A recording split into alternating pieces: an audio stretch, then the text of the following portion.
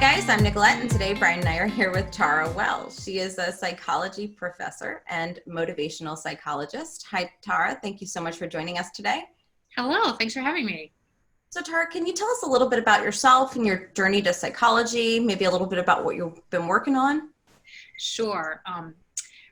I've always been interested in motivation and how people's motives affect how they see the world around them. And in my current work, I'm combining my personal interest with meditation with the psychology on mirrors and reflections. So I've been teaching people a mirror meditation in which they sit silently and simply gaze at their own reflections. Now, I know mirrors can evoke some strong feelings in us. We oftentimes associate gazing at a reflection with excessive vanity, as in like kind of the narcissist, or we can go the other way and see our every flaw and foible when we look in the mirror. And so the mirror becomes associated with excessive self-criticism. So we avoid the mirror to look at ourselves. But I find that by sitting silently for a period of time, say 10 minutes, for example, people can learn an awful lot about themselves that normally they wouldn't have access to if they didn't take the time to look. Can you give us an example, a little bit about, so the meditation, the mirror meditation is this simply sitting in front of a mirror? Are there any, sounds? Are you doing any talking to yourself? Or are you just staring at yourself? And what can you learn? Yeah.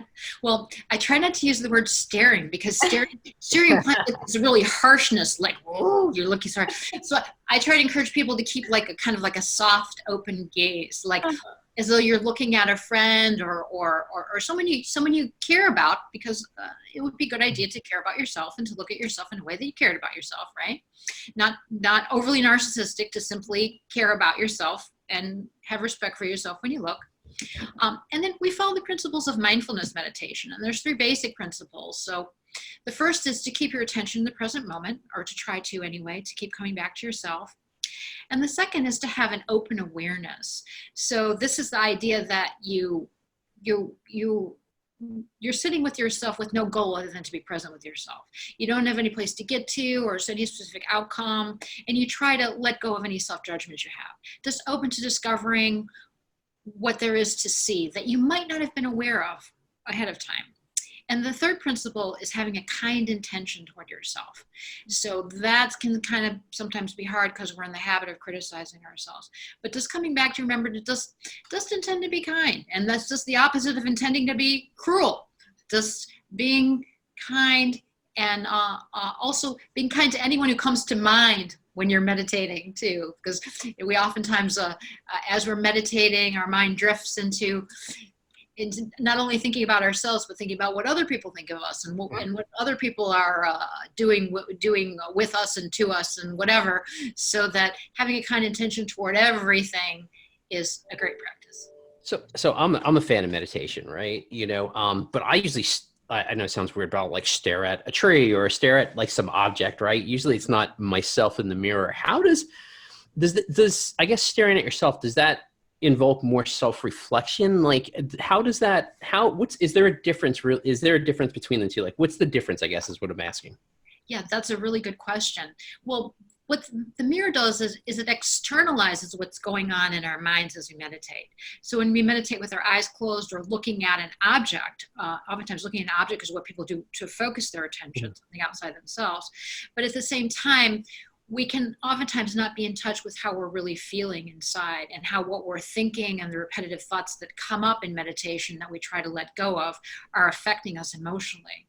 So the mirror gives us feedback on how we're feeling, and also how our criticisms affect us. Because when you look in the mirror and you're self-critical, you can shift your focus then from seeing yourself as the object of that criticism to seeing how those criticisms are affecting you, because you can see it on your face. Mm-hmm. For sure, my face tells everything. Tells all the stories. I can't hide it in photography. As you're talking though, I have a question. What's the origin of this? What made you realize that this was an effective form of meditation? Well, I always had a relationship with the mirror for some reason. When I was a little girl, we used to have a chrome toaster on the table, and I would look in the chrome toaster and make faces and play around with the mirror as little kids do oftentimes, for as long as my parents would let me. And then as I grew older, I kind of like got shamed out of doing that. And I started to use the mirror to criticize my appearance, as many young women do, looking at my body and comparing it to the models and fashion magazines and actors on TV. And what I saw really didn't measure up. So I stopped sort of looking in the mirror and was avoiding mirrors, or not having a positive association with them, put it that way. And then one day I caught a glimpse of myself in the mirror, and I was shocked by how like sad and distressed I looked. Because I've been walking around thinking, oh, I feel fine, just going through my day, just going through my routine. I was like scowling. And I'm like, maybe I should take a look at this. You're like, who's that person in the mirror? I know, and that's who other people are seeing that I don't realize, So by sitting with myself as just, not to focus on my appearance or to, say affirmations about how wonderful I am, but just to be there and to be open to like, so what's going on with me? What's here now? What am I feeling? Just giving myself those 10 minutes in silence as I would to a friend, check in with a friend, I really found that to be very transformative. Yeah. And I was so curious about, it was so helpful to me. I wanted to know if it would be helpful to other people. So as a research scientist and a psychology professor, I started doing experiments and found some very interesting results that it actually is a very powerful tool that anyone can use to change their perception of themselves. Now, so I'm going to shift away from the mirror a little bit to staring at yourself in a camera, because recently you were featured in an article talking about Zoom and how everybody's using Zoom now. And you were talking about how seeing your own face on a Zoom call could be therapeutic. Mm-hmm. So let's talk about that for a second. Well, yeah, I mean, it can be when you do a mirror meditation practice so that you come to associate your image with relaxation and calm, because what happens, normally we have an association. One of the two associations was either to looking at ourselves. Oh, I'm vain. People are going to think I'm a narcissist if they catch me looking at myself in the Zoom camera on the Zoom call. Right, or I look horrible and everybody sees how horrible I look. And then we start feeling shame either way. I feel ashamed because I like the way I look. I feel ashamed because I don't like the way I look. Mm-hmm. So you can't win, right? So what happens when you do mirror meditation over time and you do it with the meditation techniques in which you practice deep breathing, a body scan relaxation, which is part of the practice, you come to associate your image then with relaxation and calm instead of with self-criticism or narcissism. Mm-hmm. So it's sort of like when you gaze at someone that you love. Right. When you just glance at that person, like maybe you're at a cocktail party or something and you're feeling nervous and you're there with your partner or your friend or your child or your parent or someone, and just glance at that person, like, oh, I feel better, that person.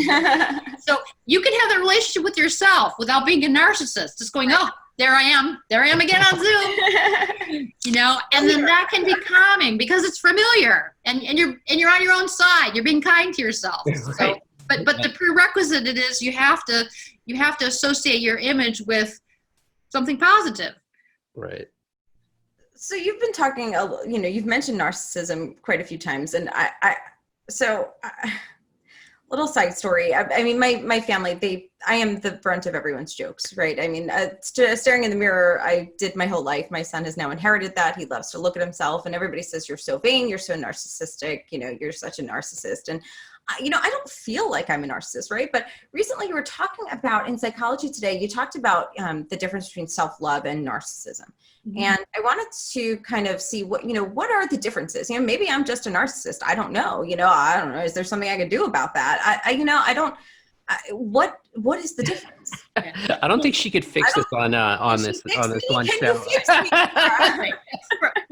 Well, one of the differences is most people who are narcissistic don't question themselves for being a narcissist. Okay, all right, good. So, there we go. That's a good thing that you have the ability to self-reflect and think and get other people's feedback and really take it into consideration. That's a good step. Okay, and then and then the other thing is, narcissists do have a special relationship with the mirror, and there's some research showing that narcissists do love to look in the mirror, but they have a very special relationship, and that is that they really get all their self-worth and their identity and their positive feelings from how they look rather than how they feel, and seeing themselves as a whole person.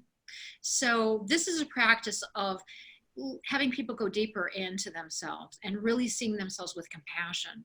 And we find that that self-compassion that they develop actually spills over to other people, so that they feel more compassionate toward other people. Because we actually learn empathy through face-to-face contact as children, because we see other people's facial expressions and how they're feeling and how they react to us. So when we are able to look at ourselves and look at other people and experience those emotions, rather than use people as mirrors to reflect back and admire us. That's what narcissists do. They want to be admired. They don't want to be criticized. They don't want accurate reflection. They don't want their emotions reflected. They just want to be admired for their image. So I think that's one of the key differences. And narcissists are also competitive. So it's kind of that, you looking in the mirror, who's the fairest of them all? It needs to be me, right? Or whoever the narcissist is. But non-narcissistic people see the beauty in other people, and they don't find that other people's beauty and other people's good qualities takes away from their own. I like that. I like that. Gotcha. You know, I was just thinking, you know, what if, back to like, you know, staring at yourself in the mirror, and look, I struggle with meditation, you know, and so I'm sure there are people who would even struggle sitting there and staring at themselves for 10 minutes. Yeah. And, you know, what could they do? You know, what advice do you have for someone who maybe is just trying to start out with some practice like this and struggling? I would say start slow, you know, take it for like 3 minutes or something. And also, you know, to be compassionate, because oftentimes too, like right before, and Brian, you might notice this in a regular meditation practice, it's sort of like right before you're about to have a feeling about something, your mind drifts off somewhere else.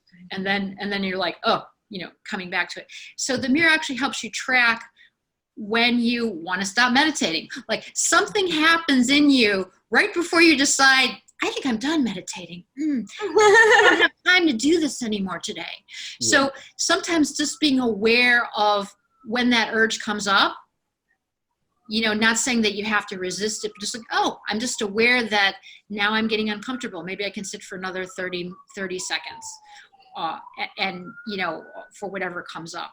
And you know, if you just set an alarm on a timer on your phone and put your phone away so you're not tempted to look at it, but just you know, set a timer and say, I'm just going to sit with myself, and I don't have to do this perfectly. I just have to sit here in front of the mirror, and nothing special has to happen. I'm just going to do it for 10 minutes, and just do that as a regular practice. So you can even close your eyes in the middle of it. If it gets too intense, you just close your eyes for a few minutes and then open your eyes again. So you have a lot of control over it.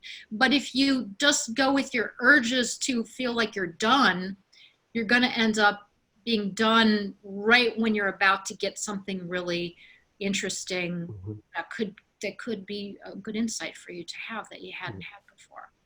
I find usually like I get so lost in my thought, whatever it is, you know, and I usually, you know, I've never done it in the mirror, you know, stared in the mirror and meditated, but like whatever I'm staring at, people actually stop me. They're like, are you okay? Cause I'll sit there for like in the middle of doing something and stare and get so lost into my own mind when I'm meditating or I'm thinking deeply about something. People will be like, how did you just stop and start, you know, meditating or thinking about that? But I get in that zone and it just sort of overcomes. And, you know, like my daughter would be like, what are you doing? And I'm like, sorry, I was in my own brain, you know, I was in, you know, and I don't even realize. And sometimes I do it for minutes at a time. But I think my point is when you get used to meditating or you zone in, you know, and I can't wait to try doing this in the mirror, but when you zone in, you sort of just, I feel like I fall into it, you know, even just when I get lost in my own thoughts, you know, I fall into that zone of meditation where I feel very comfortable, relaxed, and I'm just, you know, focused on something. That's great. So does this play into emotional resilience at all? I know this is emotional resilience is another topic you talk about a lot. You know, let's talk about this concept of emotional resilience. You know, first of all, how do you define that? Well, I think emotional resilience is your ability to sort of bounce back. That's like where the word resilience comes from setbacks. So it's the idea that things are going to come up that are unexpected. It's the old Buddhist saying, it's not a bump in the road, it's the road. You're on a road and you have to keep going. You can't just stop just because there's a little obstacle that you hadn't imagined. So it's the ability to bounce back without feeling a lot of damage and pain that you can't get over. And one of the main components of emotional resilience is being able to regulate our emotions so that we're staying in a range where we can function. If we go out of the range we can function, we end up doing regrettable things, regrettable impulsive things, such as, getting very angry with other people, that we get into a lot of trouble with that, or we can get very angry with ourselves or kind of implode in ourselves, be very self-harming.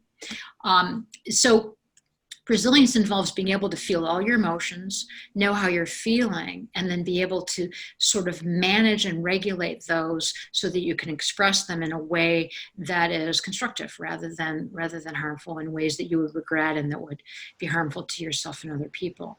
And so the mirror really helps with that, because as I said earlier, we learn how to regulate our emotions through face-to-face contact. And so we get face-to-face contact when we're children in terms of how to regulate our emotions. Oftentimes we get less emotional reflection for negative emotions, anger, fear, and sadness. People tend not to look at us as directly when we're feeling those emotions, which is very interesting.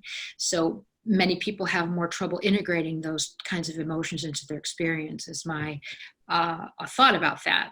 And it's also because we're taught to wear a social mask, which is to not show those emotions. So if you're angry, you just keep smiling. And if you're depressed, you just keep going. And if you're afraid, oh, you're very confident, very cool, very, that kind of a thing. And so when we practice doing that over time, we can actually lose trust lose trust in ourselves and the ability to know how we're feeling inside. So there's a disconnect between what we're feeling inside and then what we're expressing on the outside. So the mirror, and that was sort of what I was talking about when I gave the example of seeing how distressed I looked on my face and I wasn't aware of it. So the mirror helps with that emotional integration, and it can also help you process those negative emotions. And you can sit in front of the mirror for 10 minutes, set the timer, just be angry for 10 minutes, just be sad for 10 minutes, just watch yourself be afraid for 10 minutes. When the thing goes off, you're done. You need to shift back to your daily routine. By being able to practice that, by being able to giving yourself space to feel your emotions in the space that's safe, so you're not going to hurt other people with your anger. You're not going to be too vulnerable, if you're afraid or you're sad and you're, on social media, or you're with a group of people that you don't really trust and you're feeling this way. You don't want to do that. But if you develop that trust with yourself, you can spend time feeling those emotions. So you mentioned, like when someone's upset, right? If people don't look at them, right? Is that sort of in some ways, is that like a version of seeing a mirror image, right? Like, you don't look at someone because now maybe you're the person that made them angry or upset, right? So now you're not looking at them. Is that sort of like, almost by not looking at them, are you avoiding that self-reflection in many ways? Because you may have caused that issue. Yeah, well, there's many reasons why people don't look. And so for instance, with anger, if you look directly at someone who's angry, you're going to escalate it, because what happens when we get in these highly aroused states of anger or fear is we're more sensitive to threats. So if you look directly at someone in the eye when they're angry or afraid, they're going to perceive you as a threat. So you don't want to do that. But what you do want to do is to befriend your own negative emotions, because when you befriend them, you can tame them, and you're less likely to do something crazy that gets you viral on Twitter, for instance. So if you know that you're really angry or really afraid, you can sit in front of the mirror for 10 minutes and deal with it before you go outside and go to an event or do something where you say something in public that you're like, oh, I just ruined my career, or whatever right. happens with that. That's a great example of, I think, people who aren't aware of their emotions, they get them mirrored back to them with great force. So do you think that then, you mentioned the mask, the social mask, and how we don't, don't look angry, don't look sad, or, whatever you're feeling. Do you think that we've got it wrong then? I'm thinking, a lot of people might say it's socially unacceptable to walk around droopy faced or looking angry, especially if you're going into work, or, you're in your place of business, you can't look that way. Do you think we should be wearing our feelings a little bit more on our face? I think we should be aware of our feelings more, and then we should have the ability to regulate them and decide whether we're showing them or not. What oftentimes happens with the social mask is we forget how we're feeling because we become so good at putting the mask on. So it's important to know how you're regulating your emotions and your public image, and not mistaking that for who you really are. Okay. And that's the whole thing with narcissism too, where they actually think their public persona is who they are.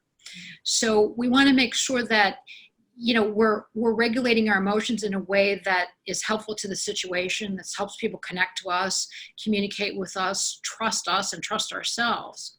So oftentimes it isn't acceptable to show our anger or fear or sadness. For instance, if you're leading a group of people, you don't want to be really sad or afraid or angry.